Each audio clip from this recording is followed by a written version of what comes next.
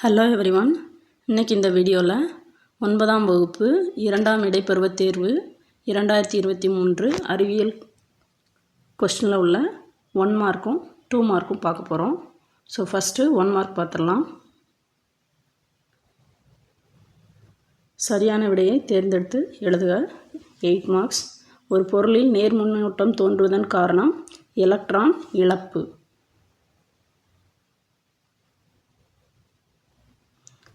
பின்வருவனவற்றுள் எது மின் ஆற்றலை எந்திர ஆற்றலாக மாற்றுகிறது? மோட்டார். கார்பன் அணுவில் இணைதிறன் எலக்ட்ரான்களின் எண்ணிக்கை 4.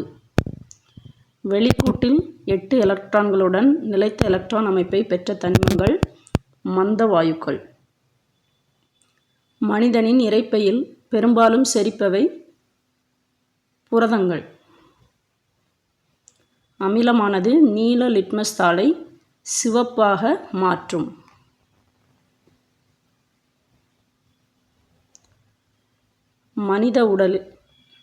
சிறுநீரகத்தின் அடிப்படை செயல் அலகு நெஃப்ரான். மனித உடலின் சில தேவையை பூர்த்தி செய்ய குறைந்த அளவு தேவைப்படும் ஊட்டச்சத்து வைட்டமின். அடுத்து 2 மார்க் கொஸ்டின். உங்களுக்கு 6 கொஸ்டின் கொடுத்துருக்காங்க. இதில் 6 கொஸ்டின் எழுதணும். இதில் கண்டிப்பாக 10வது கொஸ்டின் கம்பல்சரி நீங்கள் அட்டன் பண்ணணும். ஸோ சைடில் உங்களுக்கு இது எந்தெந்த பாடத்தில் எத்தனாவது பக்கத்தில் இருக்குதுன்னு உங்களுக்கு கொடுத்துருக்கேன். 9வது கேள்வி மின்னோட்டம் வரையறு அலகினை தருக. இது பக்கம் 50ல் 6வது ரோமன் லெட்டரில் 4வது கேள்வி. அடுத்து கம்பி ஒன்றின் குறுக்கு வெட்டு பரப்பை.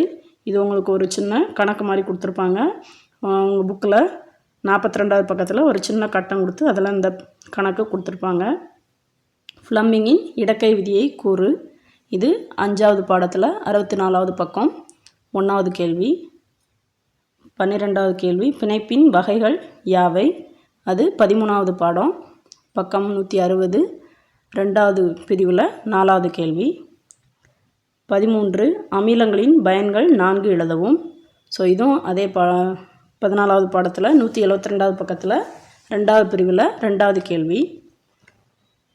14 ராஜ திராவகம் வரையறு. ராஜ திராவகம் வரையறு